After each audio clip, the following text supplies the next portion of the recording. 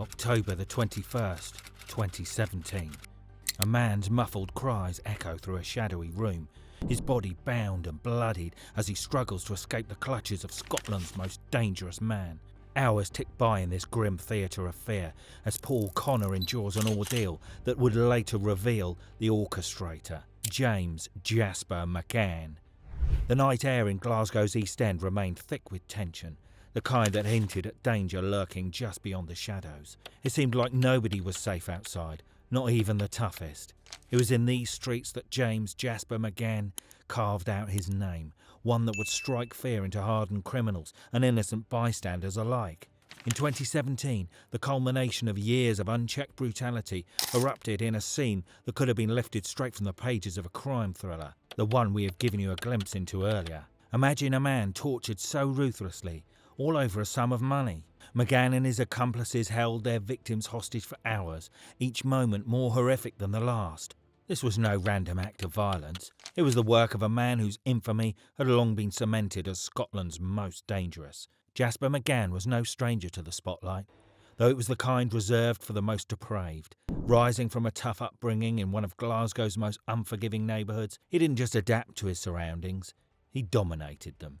What set McCann apart wasn't just his raw violence, it was his calculated ruthlessness. His reputation as an enforcer, a torturer, a figure who could command respect through terror was unparalleled. His name became synonymous with fear, even among the city's most hardened gangsters.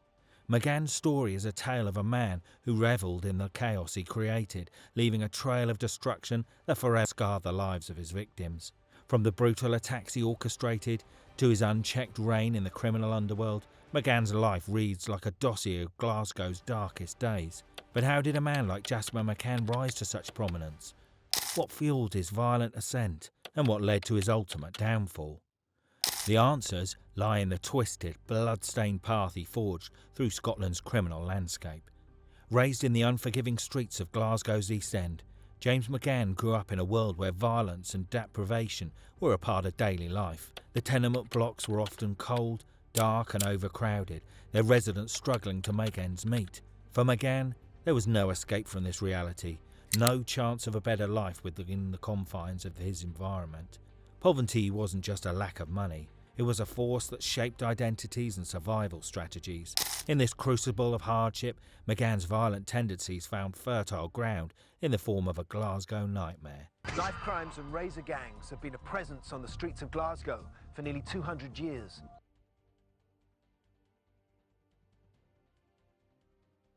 Not to mention the infamous ice cream wars of the 1980s that still remain one of the most notorious gangland incidents of British history. Vicious gangsterism aimed at controlling a major sector of the city's ice cream trade.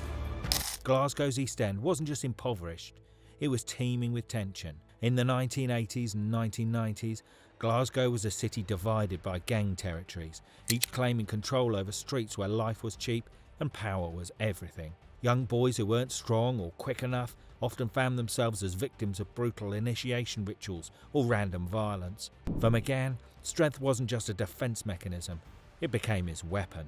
By his early teens, he was already known as a fearless brawler, unafraid to wield his fists or a blade to settle scores. But that seemed to be the symbols representing East End Glasgow at the time: blades and punches. McGann's first significant run-ins with the law were inevitable. He wasn't shy about breaking the rules, whether it was petty theft, breaking into cars, or carrying out unprovoked knife attacks. His first stint in a young offenders institution came at the age of 13, after a particularly vicious altercation left another boy severely injured. Inside the institution, McGann thrived in the brutal hierarchy, where survival depended on demonstrating dominance. Far from rehabilitating him, his time there only sharpened his instincts and expanded his network. Glasgow, being a haven for organised crime, hosted many famous gang feuds, some of which persist even today. This was a time where gang families like the Lyons and the Daniels carved out empires built on narcotics, extortion and violence.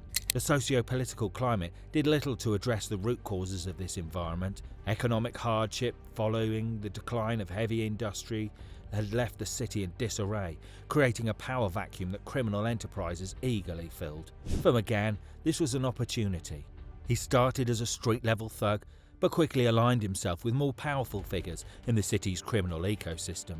His entry into larger organised crime operations wasn't just a matter of ambition, it was inevitable. McGann's alliances with Glasgow's most infamous gangsters was pivotal in his rise to prominence. He crossed paths with figures like Paul Ferris, a name that carried immense weight in the city's criminal underworld. Ferris has an interesting profile. Gangster turned writer who managed to stay in the news after his Gangland career. Here's a movie clip that was based on his true story.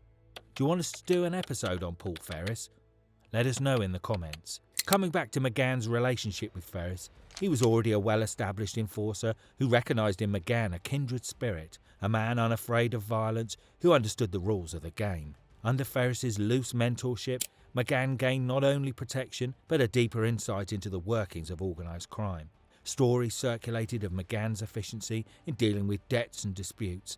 Unlike other enforcers who let rage guide their actions, McGann's methods were cold, deliberate, and designed to maximise terror while minimising risk to himself.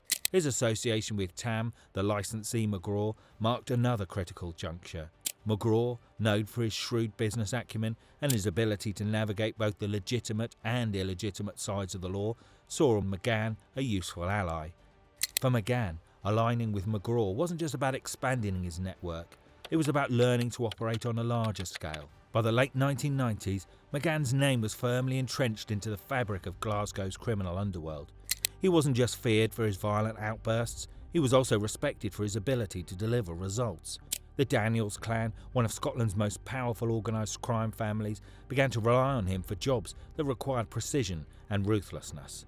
McGann became a high-level enforcer, a role that demanded both physical intimidation and psychological warfare. His assignments often involved collecting debts, silencing rivals, or sending messages that could not be ignored. McGann ensured that his victims were left alive just long enough to spread the fear he intended to instill. However, he managed to stay off the radar for some time.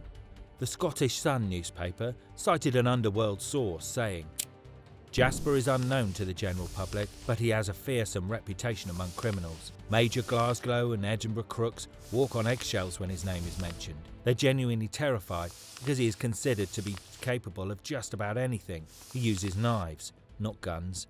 According to the source, even when the cops charge Jasper, often cases collapse because witnesses are too scared to speak out. He was charged with 2 horrific knife attacks in the 2010s, but walked free on both. One of the charges was for attempted elimination of garage boss Gordon Archibald in 2012. He was mutilated from ear to mouth and attacked in the stomach in Edinburgh's Portobello. McGann was acquitted of the crime. Nevertheless, police suspected the intended target was Archibald's ally, Stephen Dignan, whose daughter Stephanie is the partner of major coke dealer Mark Richardson. Now, Mark Richardson is another big name in the Scottish gangland. McCann was linked to crooked Edinburgh tycoon Robert Kilby, who warred with Richardson. Richardson hired a Glasgow thug, Kevin Gerbil Carroll. The name sure rings a bell, eh? Nevertheless, given Gerbil's reputation for ruthless kidnapping and torture, his entry into Edinburgh's gangland raised concern. As a response, Kilby brought in the big gun, which was McGann. According to Edinburgh Insider, even Gerbil and his mob stayed away from McGann. Interestingly, the charge against McGann for the interrupted assassination of Archibald collapsed after just 20 minutes. According to Dignan, if you mentioned McGann's name in front of Gordon, he would faint.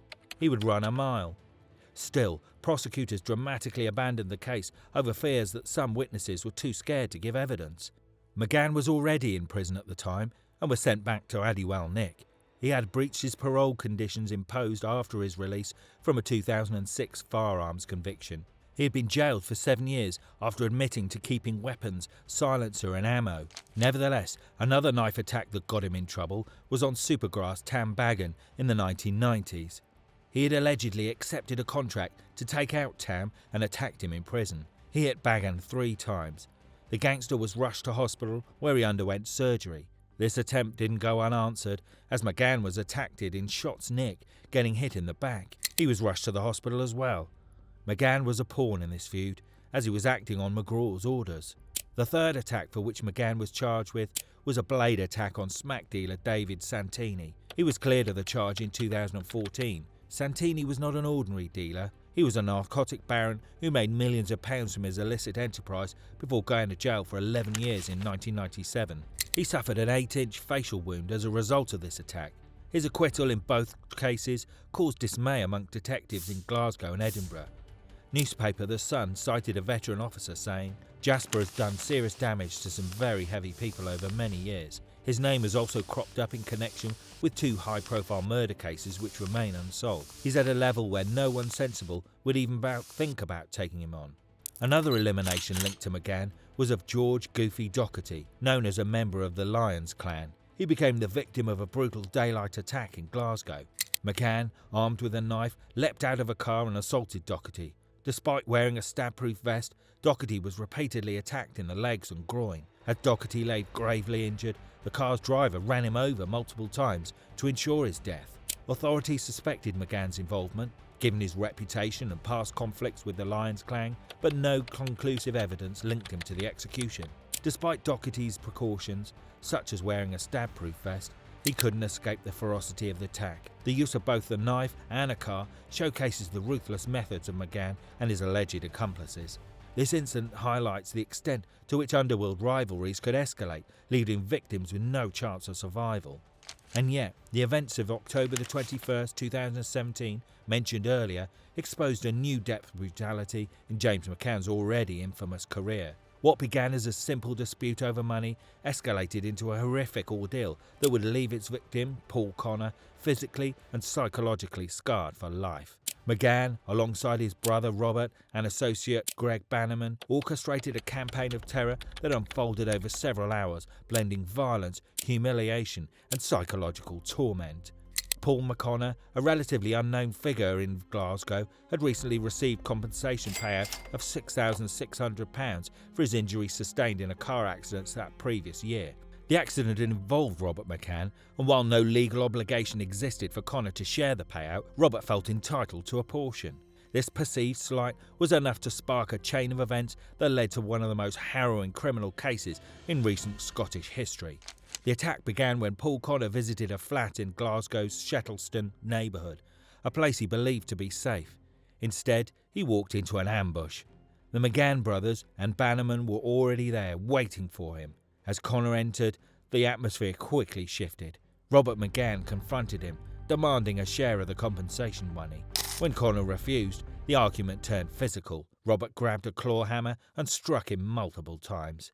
The beating escalated as James McGann joined in. Known for his ability to extract maximum pain and fear, he ensured that Connor's suffering would be etched into his memory forever. We cannot go into the details of this horrendous torture, as YouTube doesn't like it, but we can tell you that the hours that followed were a study in cruelty.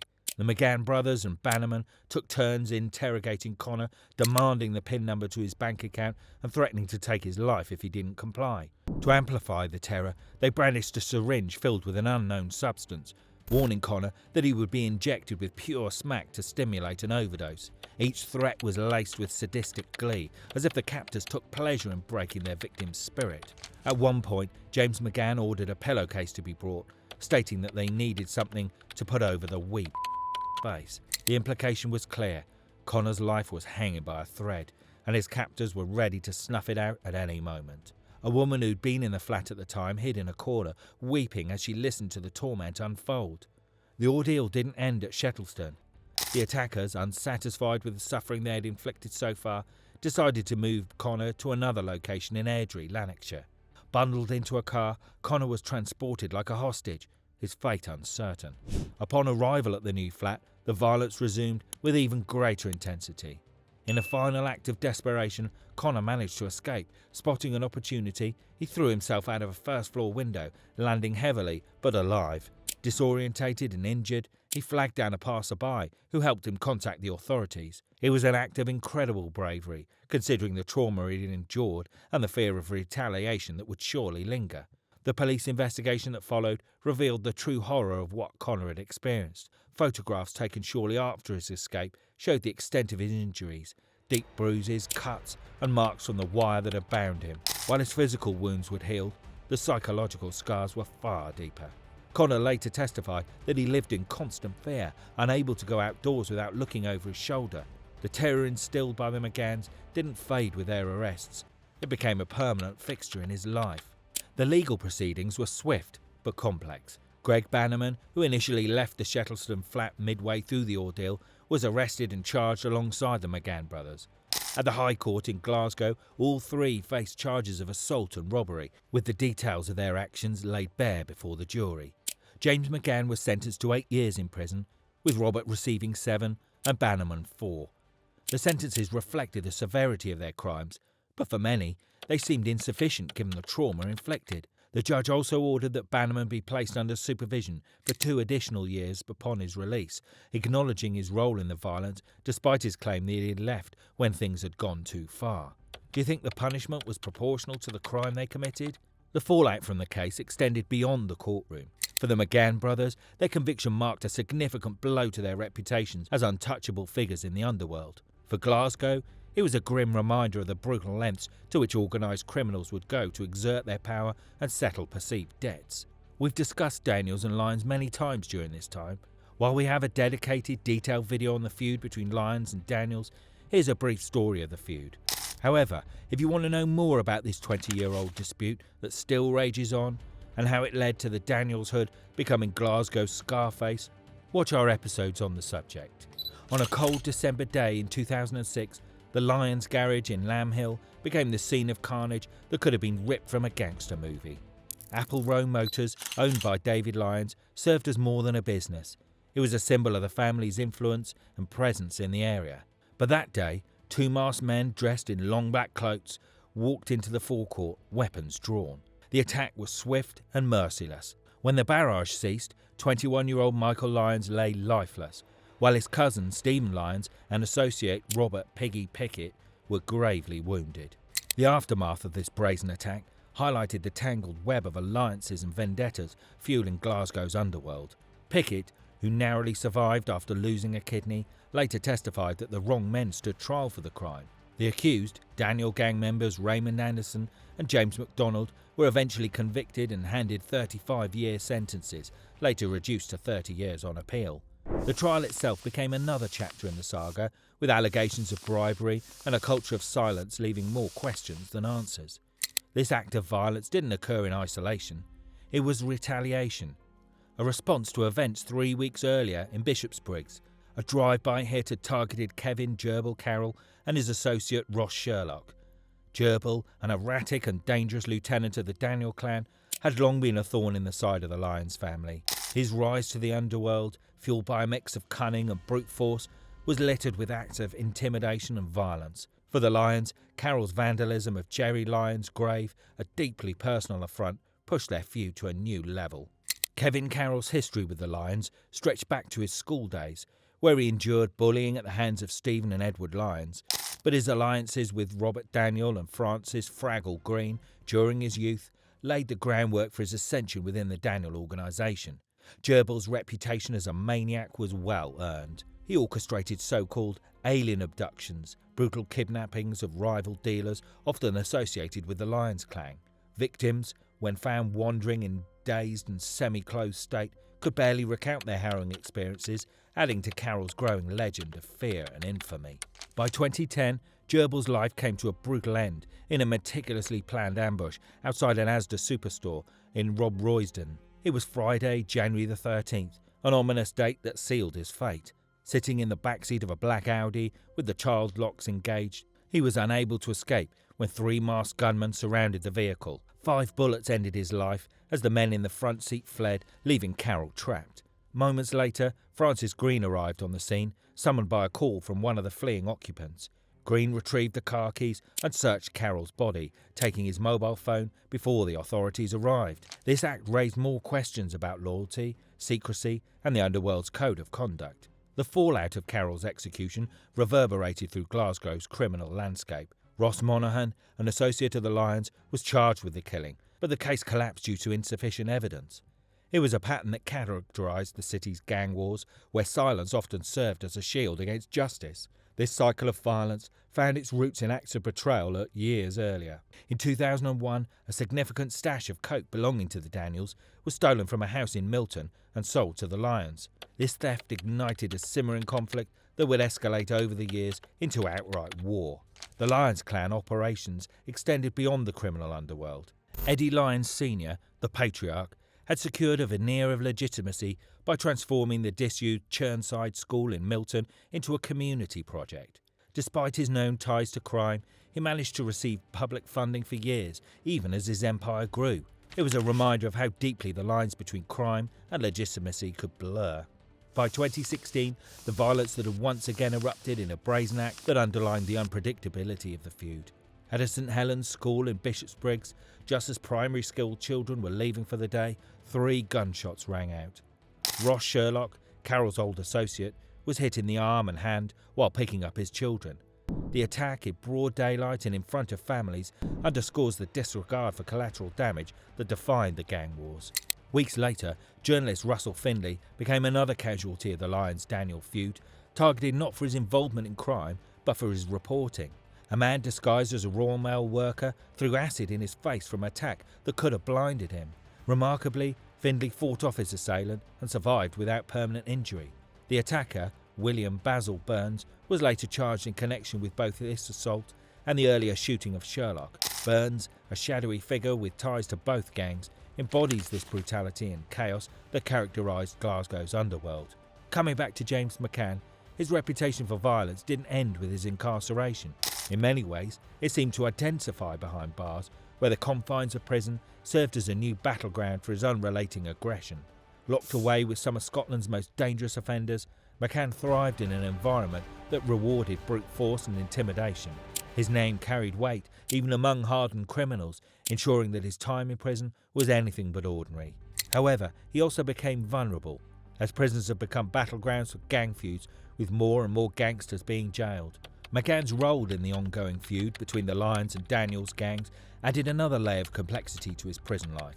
In one particularly brutal incident, McCann was implicated in an assault of an inmate belonging to the Lyons clan in 2021. Ian Lightbody was attacked during a yard exercise, suffered deep slashes to the face and hands. However, he got the payback for this pretty soon. He was attacked brutally by another lag.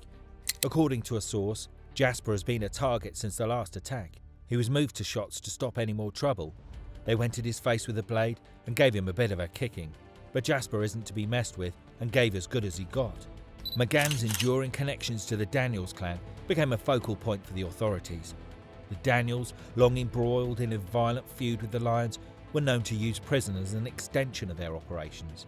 However, his relationships with the prison weren't limited to old alliances. McCann was also rumoured to have struck deals with individuals connected to the Lyons gang, blurring the lines of loyalty. These negotiations often revolve around mutual enemies or shared objectives, showcasing McGann's ability to navigate the complex dynamics of gang politics. For McGann, prison wasn't just a place of punishment. It was a stage on which he continued to play the deadly game of power and survival. James Jasper McCann was more than a criminal. He was a cultural phenomenon, a figure whose notoriety extended far beyond the streets of Glasgow and into the public consciousness. The media played a pivotal role in shaping his reputation, painting him as a near-mythical figure whose reign of terror defied the boundaries of law and order. Initially, there was a restriction on his coverage because he was implicated in one case or another. After lifting of these restrictions, reporters swarmed to ensure the public knew about his real face. From tabloid headlines to whisper anecdotes, McGann's name became shorthand for unbridled violence and unchecked power. Scottish tabloids frequently referred to McGann as Scotland's most dangerous man, a title that captured the public's fascination and fear. Stories of his brutal methods were recounted with a mix of horror and intrigue. Reports highlighted his penchant for violence, his alliances with notorious gangsters, and his ability to evade justice, creating the image of a man who was both ruthless and invincible. The details of his crimes, particularly the torture of Paul Connor, were described in graphic terms, amplifying the sense of dread that surrounded him. Each new revelation seemed to deepen the public's perception of McGann as a figure beyond the reach of conventional justice. Beyond the media, McGann's reputation had a tangible impact on the communities he terrorised. In Glasgow's East End, his name evoked a visceral fear. Residents spoke of him in hushed tones, wary of drawing his attention. Stories circulated of shopkeepers who paid protection money without hesitation, and of individuals who disappeared after crossing him. These accounts, though often unverifiable, contributed to an atmosphere of intimidation that lingered long after McGann's incarceration. Public perception of McGann wasn't solely shaped by his act of violence. His connections to high-profile criminal networks, including the Daniels, elevated his status in the underworld. These alliances gave him an air of authority, positioning him as more than just a street-level enforcer. To the public, McGann wasn't simply a criminal. He was a symbol of the darker forces at play in Scotland's cities, a figure who represented the nexus of violence, power and corruption. Even in prison, McGann's reputation remained intact. Stories of his alleged involvement in gang wars and assaults behind bars perpetuated the image of a man who could not be contained. In fact, it gave a message that even the prisoners cannot contain crime and sometimes become a hotbed for violence. After serving their time, how strong are the chances of these people to mend their ways and obey the law, especially when they cannot do so while in the process of rehabilitation? Despite his imprisonment, McGann's legacy continues to loom large. His story serves as a reminder of the damage that unchecked criminal power can inflict and the importance of holding such figures accountable. Jasper McCann's impact on Scotland's criminal landscape is undeniable. His reign of terror left a legacy that extends beyond his crimes, reshaping how law enforcement, policymakers and communities approach organised crime. McGann's career, marked by unrelenting violence and cunning, exposed systematic vulnerabilities in Scotland's justice system and revealed the devastating toll of unchecked criminal power on communities like Glasgow's East End. McGann's story serves as a cautionary tale. His ability to operate with impunity for so long revealed systemic weaknesses that could still be exploited if vigilance wanes. His enduring reputation, both as a symbol of fear and as a case study in criminal success, underscores the need for constant adaptation in the fight against organised crime. The lessons learned from such criminals' careers continues to inform Scotland's approach to law enforcement and public policy, ensuring that his legacy serves as a reminder of the cost of complacency. McCann's life raises profound reflections on the nature of power and control. He was a man who thrived on fear, wielding violence as both a weapon and as a currency to build his empire. His ability to operate with near impunity for years is a sobering reminder of the gaps that once existed in Scotland's justice system. It also highlights the role that societal conditions, poverty, disenfranchisement and institutional distrust play in enabling figures like McGann to rise. His reign of terror is both a personal tale of ambition gone awry and a broader cautionary story about the price of neglecting vulnerable communities. Despite his incarceration, questions remain about McGann's influence. With his sentence not scheduled to end until the 2030s, what role might he play in Scotland's criminal world upon his release? Even behind bars, McGann has demonstrated his ability to exert control, orchestrate violence and maintain connections to the underworld. Can the justice system truly contain someone who's proven so adept at manipulating it? And if McGann does re-enter society, will he attempt to rebuild his power, or will his time in prison mark a final chapter in his criminal career? Beyond McGann himself, his actions prompt broader considerations about the ongoing battle against organised crime.